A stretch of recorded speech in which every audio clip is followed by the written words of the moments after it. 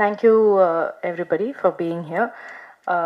இந்த படம் first time நான் இந்த நரேஷன் கேட்டது was a year and a half back.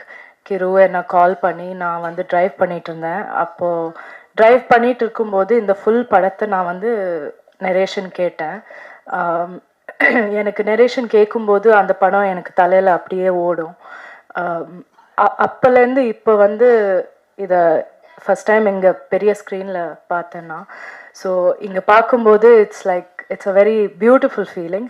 And எப்போவுமே அது இருக்கும் என் தலையில், அது ஓடின அந்த படம் அதே மாதிரி ட்ரான்ஸ்லேட் ஆகுமா, இந்த ஸ்க்ரீனில் ட்ரான்ஸ்லேட் ஆகுமான்னு எப்போவுமே ஒரு க்யூரியாசிட்டி இருக்கும் எனக்கு. I'm so happy. இந்த ஃபைனல் ப்ராடக்ட் வந்து இது பார்க்கும்போது அது ரொம்ப ரொம்ப பியூட்டிஃபுல்லாக இருக்குது.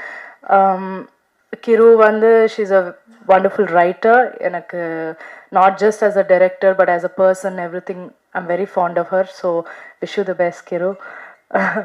அண்ட் எல்லாருமே my wonderful cast, my friends Ravi, Vinay, Bhanu, Yogi B, எல்லாருமே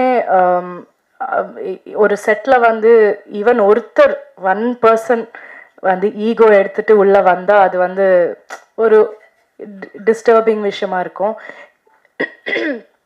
இந்த செட்டில் மட்டும்தான் அந்த மாதிரி ஒருத்தர் கூட இருக்கல. Not from the hero, not from the director, not from anybody.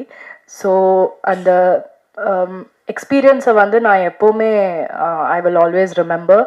And like I always say, அவங்க கூட வந்து for a life time if I have to do films I'll be happy இந்த க்ரூ கூட பண்ணுறது.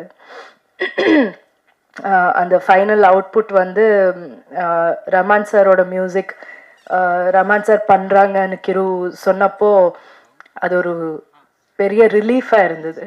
இந்த மாதிரி ஒரு படம் ரஹ்மான் சார் பண்ணால் அது வந்து டாப் லெவலில் இருக்கும். அதுக்கு மேலே nobody can do better then him. So final product வந்து the visual is the most important. And Gamik, you have done the best that we could have got for this film. Thank you for making us look so wonderful and for making the film look so rich and so beautiful.